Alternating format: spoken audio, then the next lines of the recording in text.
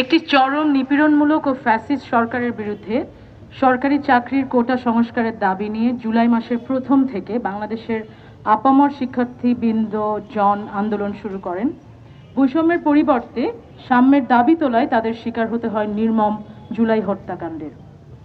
সরকারি হিসাবে ৩০০ জনের বেশি এবং বেসরকারি হিসাবে ১,০০০-এরও বেশি শিক্ষার্থী, শিশু থেকে বৃদ্ধ, পুরুষ ও নারী এবং সকল শ্রেণী পেশার নাগরিক, আইন শৃঙ্খলা রক্ষাকারী বাহিনী ও আওয়ামী লীগের অঙ্গ সংগঠনগুলোর গুন্ডাদের হাতে নৃশংস নারকীয় হত্যাকাণ্ডের শিকার হন। ক্রমবর্ধমান নিপীড়ন ও নির্যাতন, খুনের মুখে আর স্বৈরশাসক শেখ হাসিনার অনুসারীদের হিংস্র গোয়ার্তুমি আর প্রতিশোধ পরায়ণতা আর অব্যাহত হামলার প্রতিক্রিয়ায় শিক্ষার্থী আন্দোলন একটি গণ অভ্যুত্থানে রূপান্তরিত হয়। পরিণামে শিক্ষার্থী নাগরিকদের অবিস্মরণীয় বিদ্রোহের মুখে গত জুলাই হত্যাকাণ্ডের মূল নির্দেশদাতা ফ্যাসিস্ট এবং স্বৈরশাসক শেখ হাসিনা পদত্যাগ করে দেশ ছেড়ে পালাতে বাধ্য হন। দীর্ঘ ও ভয়াবহ নিপীড়নমূলক স্বৈরশাসন থেকে এই মুক্তি অর্জনের জন্য তাই বিশ্ববিদ্যালয় শিক্ষক নেটওয়ার্ক বাংলাদেশের শিক্ষার্থীবৃন্দের আন্দোলনের সাথে সম্পৃক্ত সকল মুক্তিকামী জনতাকে উষ্ণ অভিনন্দন ও শুভেচ্ছা জানাচ্ছে। তবে আমরা মনে করি একটি নিপীড়নমূলক ফ্যাসিস্ট শাসন থেকে এই মুক্তি অর্জন রাষ্ট্রকে মেরামত করে একটি গণতান্ত্রিক, বহুত্ববাদী, অসাম্প্রদায়িক, সাম্য ও ন্যায় বিচার নিশ্চিতকারী রাষ্ট্রের রূপান্তরের কঠিন পথ এখন আমাদের সামনে। মুক্তি এখনো অর্জিত হয়নি। 19 জুলাইয়ের হত্যাকাণ্ডের পর তৎকালীন আওয়ামী লীগ সরকার সন্ধ্যা থেকে বেসামরিক প্রশাসনকে সহায়তার শর্তে পরিস্থিতি নিয়ন্ত্রণে সেনাবাহিনীকে মাঠে মোতায়েন করে। তারপরও পরিস্থিতির ক্রমাবনতি হতে থাকে এবং গত রবিবার 4 আগস্ট সারা দেশে সর্বোচ্চ সংখ্যক, অফিসিয়াল হিসাবে 102 জনেরও বেশি মানুষ নিহত হয়। অনির্দিষ্টকালের জন্য কারফিউ জারি ও 3 দিনের জন্য সাধারণ ছুটি ঘোষণা করা হয়। যদিও আন্দোলনরত শিক্ষার্থীবৃন্দ সরকারের এই ঘোষণা ঘৃণাভরে প্রত্যাখ্যান করে 5 আগস্ট ঢাকা মার্চের ডাক দেয়। লক্ষ লক্ষ শিক্ষার্থী ও নাগরিকের সমাবেশ ও বিদ্রোহের মুখে গতকাল প্রধানমন্ত্রী জাতীয় সংসদের স্পিকারের কাছে পদত্যাগপত্র জমা দেন এবং বিদেশে পালিয়ে যান। আচ্ছা, আমি সাইমন রেজা তালুকদার, ব্র্যাক বিশ্ববিদ্যালয় আইন বিভাগের শিক্ষক। আমি পরের অংশটুকু পড়ছি। উল্লেখ্য যে দুপুরে প্রধানমন্ত্রী জাতীয় সংসদের স্পিকারের কাছে পদত্যাগপত্র জমা দিয়ে বিদেশে পালানোর পর আমরা দেখতে পাই সেনাবাহিনী প্রধান জনগণের উদ্দেশ্যে ভাষণ দিয়ে একটি অন্তর্বর্তী সরকার গঠন হবে বলে জানান। এরপর আমরা দেখতে পাই যে সেনাপ্রধান বঙ্গভবনের রাষ্ট্রপতি এবং বিভিন্ন দলের প্রতিনিধিদের সাথে মিটিংয়েও বসেন। কিন্তু এই সংকটময় মুহূর্তে আমরা বিস্মিত হয়ে ঢাকা শহর সহ সারা দেশে পুলিশ ও আইন শৃঙ্খলা রক্ষাকারী বাহিনীর অনুপস্থিতি আর চেইন অফ কমান্ডের পুরোপুরি অনুপস্থিতি লক্ষ্য করি। বিভিন্ন অঞ্চলে ও রাজধানীতে মোতায়েন সেনার সদস্যগণেরও নিষ্ক্রিয়তা লক্ষণীয়ভাবে আমাদের নজরে পড়ে। অথচ শাসন ও শাসকের বদলের ক্রান্তিকালে ভয়াবহ নৈরাজ্য ও অরাজকতা সৃষ্ট হওয়ার আশঙ্কা সবসময় থাকে। প্রশাসনিক অস্পষ্টতা, শূন্যতা এবং সিদ্ধান্তহীনতার সুযোগে দুষ্কৃতিকারীরা ঢাকা সহ বাংলাদেশের বিভিন্ন স্থানে অগ্নিসংযোগ, ভাঙচুর, লুটতরাজ চালানো শুরু করে।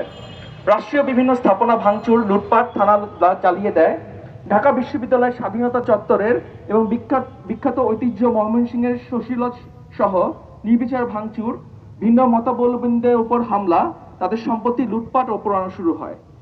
একই সঙ্গে সন্ধ্যা থেকে খবর আসতে থাকে যে কিছু স্থানে ধর্মীয় ও জাতিগত সংখ্যালঘু ও তাদের বাসাবাড়িতে, ধর্মস্থানে উপর্যুপরি হামলা ও লুটপাট অব্যাহত রয়েছে। সংবাদ মাধ্যমের দপ্তরে ও মিডিয়া কর্মীদের ওপর হামলা হয়েছে। এসব বহু হামলার খবর মিডিয়ায় পরিবেশিত হয় নাই এখনো। মধ্যরাত অবধি আমরা জানি যে সারা দেশে পুলিশের অনুপস্থিতি বজায় ছিল এবং সেনাবাহিনীর টহল নির্দিষ্ট কিছু সংখ্যক এলাকায় সীমাবদ্ধ ছিল। এছাড়াও গতকাল দেশের বেশ কিছু স্থানে পুলিশ গুলি করে সাধারণ মানুষকে হত্যা করেছে। এমত অবস্থায় বাংলাদেশের সাম্প্রদায়িক সম্প্রীতি বিনষ্টের ঘোরতর আশঙ্কা করছি আমরা। পুলিশের অনুপস্থিতিতে সেনাবাহিনী নাগরিকদের সুরক্ষায় এগিয়ে না এলে এবং বাংলাদেশের শিক্ষার্থীদের গণ অভ্যুত্থান নস্যাৎ হয়ে যেতে পারে। সাময়িক বিজয় গণতান্ত্রিক রূপান্তরের চূড়ান্ত পর্যায়ে না গিয়ে একটি পাল্টা অভ্যুত্থানের মাধ্যমে সুবিধাবাদী, মতলববাজ, অগণতান্ত্রিক ও স্বৈরাচারী শক্তির কাছে রাষ্ট্রের ক্ষমতা আবার কুক্ষিগত হয়ে যেতে পারে। আমরা চাই অতি দ্রুত একটি সুস্থ, সভ্য, গণতান্ত্রিক রাজনৈতিক ব্যবস্থা দেশে চালু হবে। আমরা একটি অসাম্প্রদায়িক, বৈষম্যহীন বাংলাদেশ দেখতে চাই, যেখানে সাম্য, মানবিক মর্যাদা ও সামাজিক ন্যায় বিচার হবে রাষ্ট্র পরিচালনার মূলনীতি। যে কোনো ধরনের সন্ত্রাস একযোগে রুখে দিতেও আমরা বদ্ধপরিকর। পারস্পরিক সৌহার্দ্য বজায় রাখা হবে আমাদের রাষ্ট্র পরিচালনার অন্যতম লক্ষ্য। তাই ছাত্র জনতার এই অভূতপূর্ব ঐতিহাসিক গণ অভ্যুত্থানকে কেউ যেন কালিমা লিপ্ত করতে না পারে, সেদিকে সকলের কড়া নজর রাখতে হবে। উল্লাস উচ্ছ্বাস যাতে কোনো রকম প্রতিহিংসার জন্ম না দেয়, সেদিকে দায়িত্বশীল নাগরিকদের সজাগ থাকতে হবে।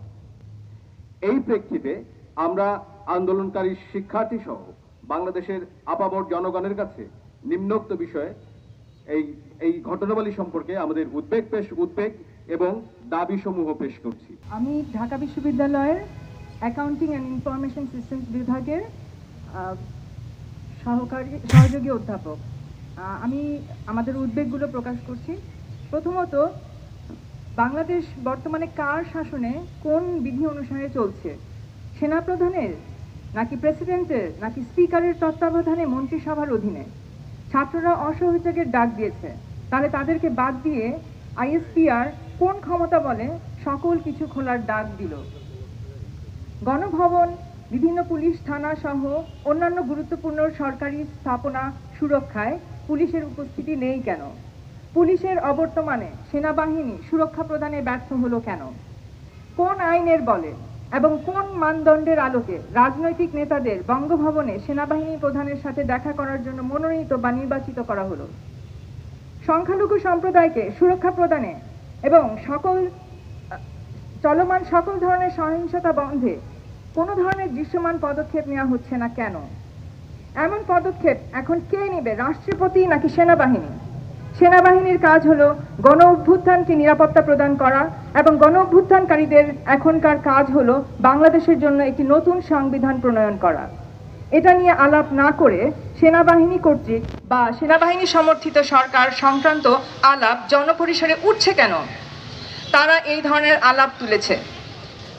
সর্বোপরি গণ অভ্যুত্থান সফল করার আন্দোলনকারী শিক্ষার্থীদের সাথে সমাজের বিভিন্ন শ্রমজীবী ও পেশাজীবী শ্রেণী, সিভিল প্রশাসন এবং মিলিটারি প্রশাসনের সমন্বিত আলাপ ও আলোচনা শুরু না করা হলে বঙ্গভবনে বিভিন্ন রাজনৈতিক দলের সাথে আলাপ করার মাধ্যমে জনগণকে কি বার্তা দেওয়া হচ্ছে?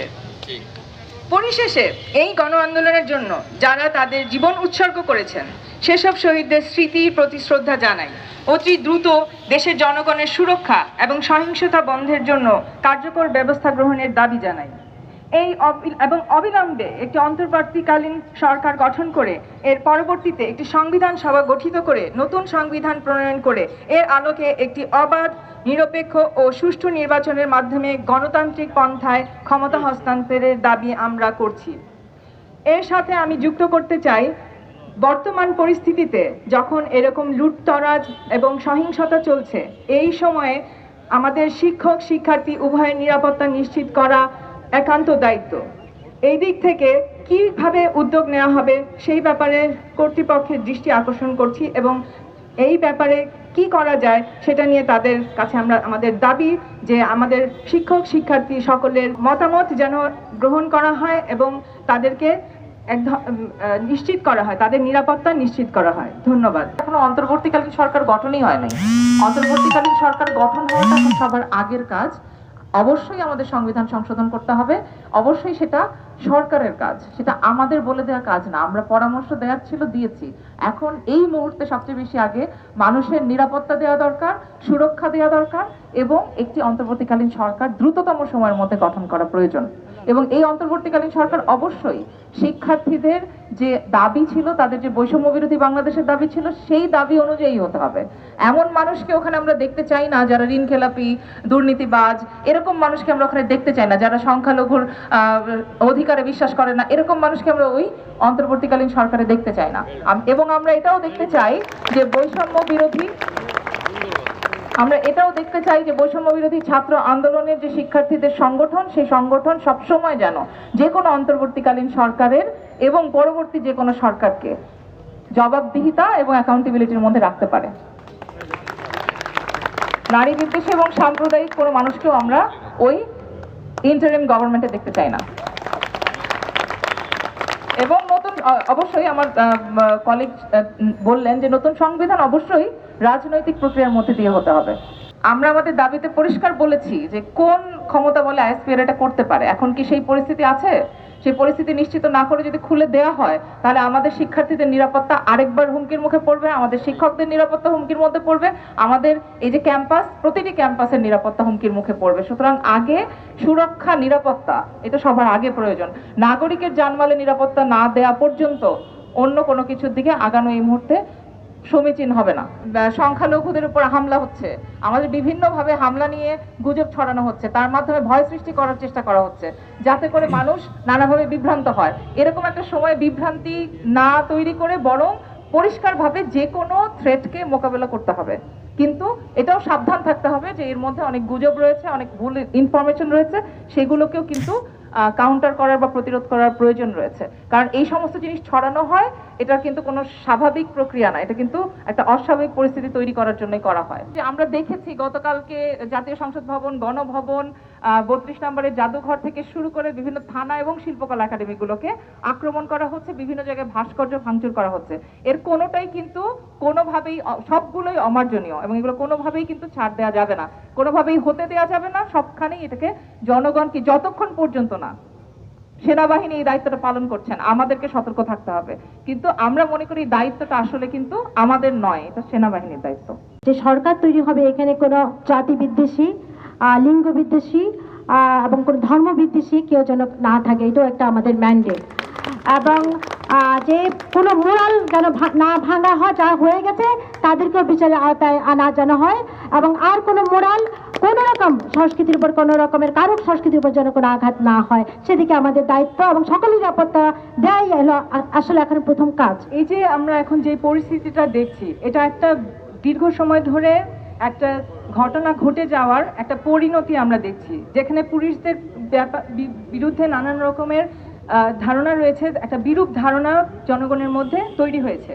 কিন্তু এখন যে বিষয়টা হচ্ছে যে সেনাবাহিনী যখন এই পদত্যাগটা করা হলো এবং সেনাবাহিনী যখন কি সুরক্ষার দায়িত্ব নিল, এখন তো আসলে সেনাবাহিনীর সেটা দায়িত্ব এই বিষয়গুলোকে পর্যবেক্ষণ করা এবং সেই অনুযায়ী কোনো দায়িত্ব নেওয়া। তো সেই জায়গা থেকে আমরা যদি এখন বলি যে কিভাবে করবে, এটা তো আসলে আমাদের কাছে জিজ্ঞেস করবার বিষয় নয়, এটা হচ্ছে গিয়ে এখন কে জবাবদিহিতা করবে, আমরা সেই প্রশ্নটাই তুলছি যে এখন যেখানে একটা কারা এখানে নিয়ন্ত্রণ করছে সেই সম্পর্কে আমরা আসলে প্রথমে জানতে চাই, তারপরে পরবর্তীতে এটা কি সম্ভব না সেই দায়িত্ব আসলে তো আমাদের নয়, এটা আমাদেরও প্রশ্ন। সহিংসতার নিন্দা করা হচ্ছে এবং আহ্বান তো জানানোই হচ্ছে, কিন্তু আমি আরেকটা কথা মনে রাখতে বলি সবাইকে যে রাজনৈতিক প্রতিশোধ পরায়ণতার সময় কিন্তু এটা নয়।